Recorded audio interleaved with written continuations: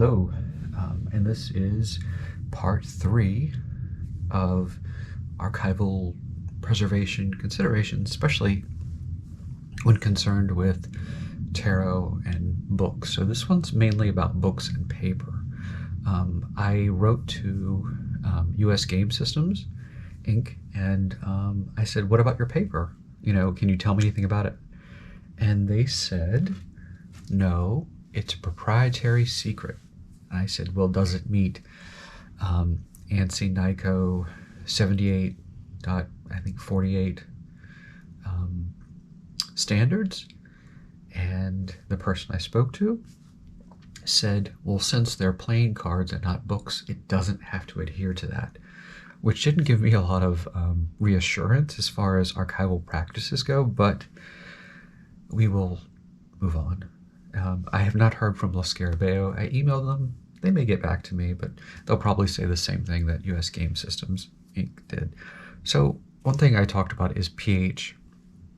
Most modern paper has an alkaline buffer built in, so it doesn't go to the acidic side over time. So the buffer kind of over time, it just goes to neutral.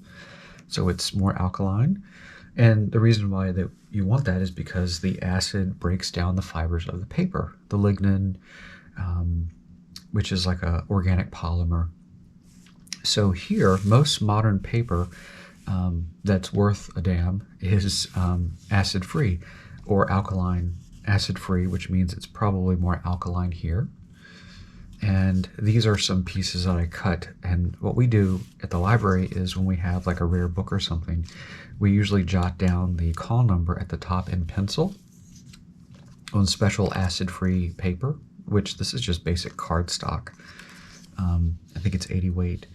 And we put the call number. So it would be like PS 1997.2. That's actually a modern movie after 2000. Maybe I'll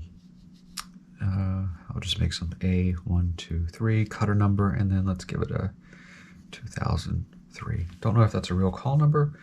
And then at the top we may write it's rare books or something, and then we stick that in the book so it's sticking out. So we don't actually put a sticker on the book, and that's how we place it. Now I mentioned last time about white gloves, and I have a bunch of sets at work, and it is usually not of course not. Let's see if I can put these on. They're so flimsy. But it's supposed to give you a tactile way of handling things. Protecting your, it's like one size fits all. Yeah, right. Look how awful that fits. And I can barely pick this up. So that's the reason why, for tactile reasons, they don't want you to wear gloves, because I can easily pick this up. This one, I can pick it up if I slide it, but I can't get a hold of it here. I can gently pinch this. I'd have to use both hands. So gloves, nitrile gloves, these are just cotton gloves, very flimsy, almost like gauze. But if I was handling artifacts, yes, I would probably use them. Like, let's say this was some rare object, this little snail, you know, just to protect my hands and the oils from this object. I would probably use them, as long as it's not too fragile. If it's very fragile, use your bare hands. So let's look at some books that I pulled to look at the possible acidity in the paper. So I have a modern book here. This is Boys Keep Swinging, by a memoir by Jake Shears, who, if you're familiar with him, was the lead singer of the Scissor Sisters, which I absolutely love. Went solo, and so this is a signed copy that I got, and this is from Atria Books, so it's not a very well-known publisher. But let's look at this side. And this is where it should say something about being acid-free. It should.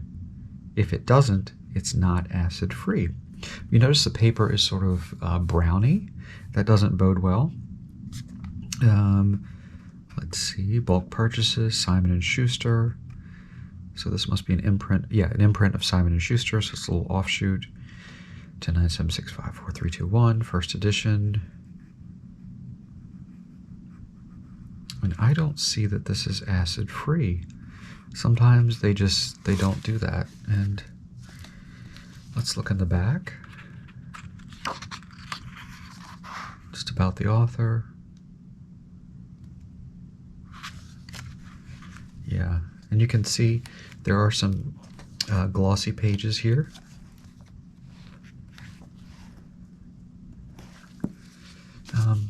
So yeah, I don't see how it's sort of brown and not white. Don't know about that. Okay, so let's go back to the 1980s. This is my copy of Margaret Atwood's Handmaid's Tale, one of my favorite books. I normally preserve my books with a sort of glassine, broad art, or broad art, Gaylord, Demco all sell these glassine, and it should be acid-free if there's paper involved. Notice the inside of the cover has started to yellow. That's just because of the age of the acid, the acids reacting. They didn't really consider. There's a promo postcard for this book laid in.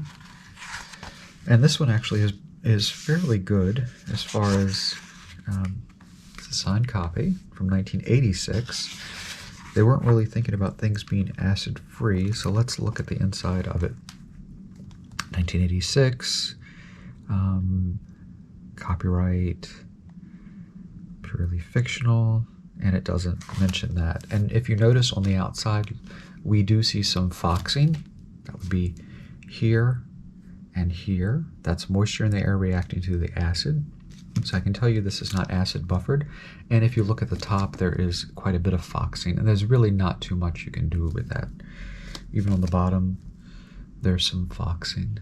And so the one thing that the glassine dust jacket cover does is it keeps it away from the book, because this itself can discolor the boards, and actually around the edges it has, but it has sort of done its own little microclimate thing, and even on the postcard you can see some yellowing around the edge as it absorbs humidity from the air. I keep these in just a closed cabinet. It's not like hermetically sealed or anything. Let's travel back 1978, the year I was born. So this is Dirk Bogard's Snakes and Ladders.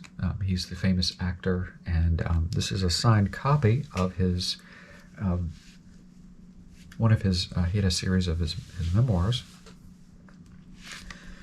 And Snakes and Ladders. This is the second book in his series. So here he signed it, crossed his name out, signed it there, 1978. This is from London. And this one is printed in Great Britain, Trinity Press, and there's nothing here that says acid-free. And this one, I don't see any foxing yet, which is good. The boards are nice and tight, no edge wear. Even the dust jacket, see, this is the acid-free paper on some dust jackets you buy. Notice how bright white that is, and how that's kind of yellowed at the top. So this one's doing pretty good. 1978. Again, I keep this just with my other signed books. There he is, Dirk Bogard. Let's travel even further back in time. This is not my book. I actually borrowed it from work, but I might hold on to it. Well, we're giving books away, to be honest, and I just picked this book up because it's a good example of a cheaply made book from, let's see what the 1856. Okay, so why is this a cheaply made book? Well, it's fabric, fine, beautiful design on it. This is called Beauties and Achievements of the Blind. The top is kind of dark. There's some some dust or something on this. It hasn't been taken care of very well, but it's a very good copy. If you look here, there's some marks here, the around the spine, it's dry rotted, and I could easily take my fingernail and just rip right through the fabric here. The end paper is fairly cheap, almost like a tissue paper, and you can see the brown here from the glue, because the glue was acidic. You can see it almost looks like a pattern where it was pasted. These are the end papers.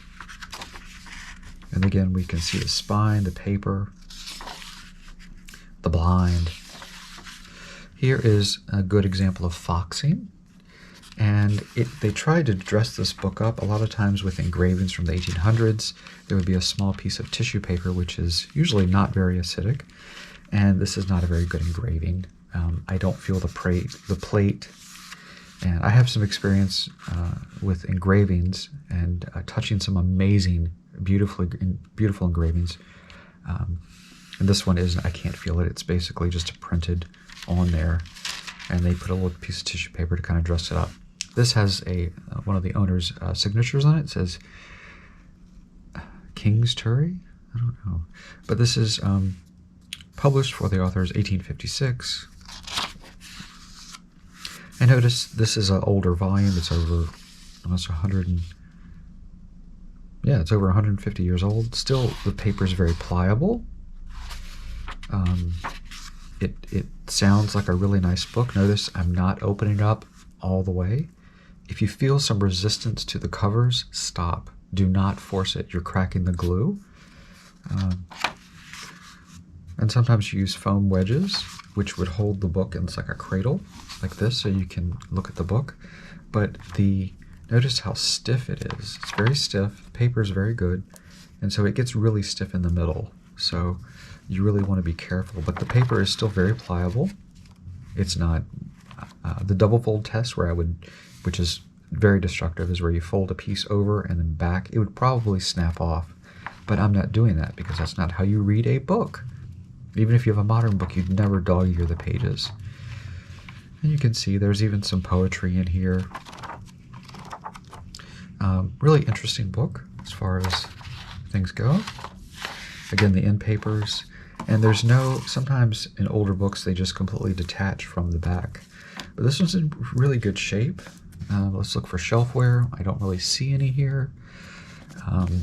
But it is kind of pinched, like it's been smushed, so it may have been stacked this way. And now let's go to one of my treasures. This is The Life of Dr. John Collette, a book that I obtained. I did not pay for it. Remember I said that Tulane University, in their archives, they use cotton twill to tie their cards together, and it's usually very inert. I'm not sure if this is archival. It looks like it could be fairly archival. This is just looped in there in this little folder here. I'll take this one out.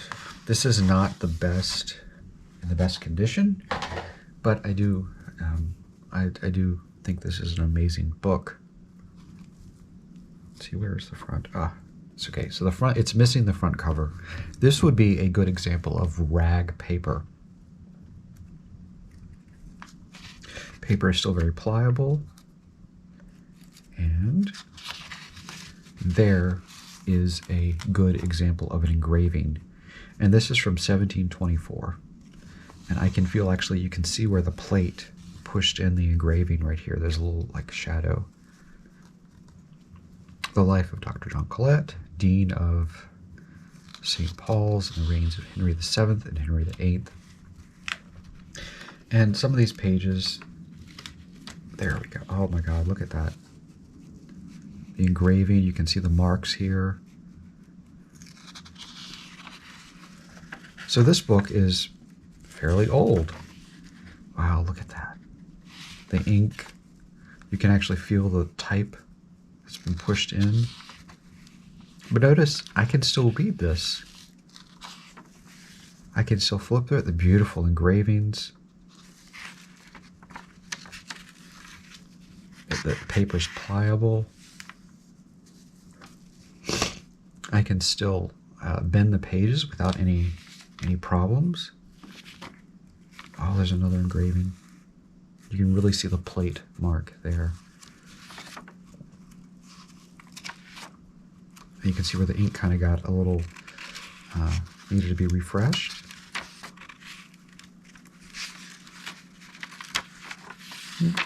Oh, there's a chart.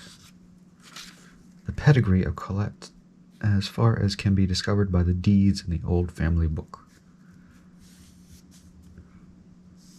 Very nice. And I can, skip around to the middle. Again, I'm not going to crack the spine. I'm going to hold it like this. These pages are in amazing condition.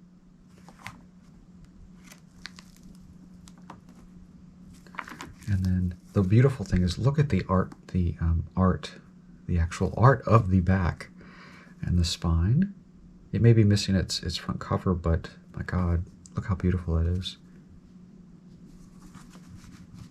Definitely seen some wear and tear. The board is still attached. It's not loose. And so I keep it in the little binder. But this is a good example of rag paper, and it's quite durable. So anyway, I just wanted to show you that. And just think about considerations for the ages of books. Just because you have an old book doesn't mean it's worthless. I said that this one was cheaply made. There are some better examples with like marbled end papers, leather bound, gilding. This was made, probably quite a few were printed. But again, they try to dress it up. But again, when you have a cheaper published book, it does affect how long it lasts. So that's why I brought this one out. Anyway, thank you for watching. Be sure to check out tarotfellow.com for shopping. Be sure to check out tarotfellow.com for all your spiritual needs. It has a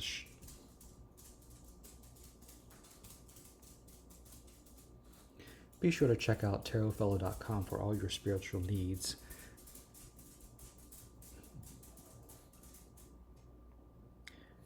Be sure to check out tarotfellow.com for all your shopping for your spiritual. Be sure to check out tarotfellow.com to shop for all your No. Get that shit out there.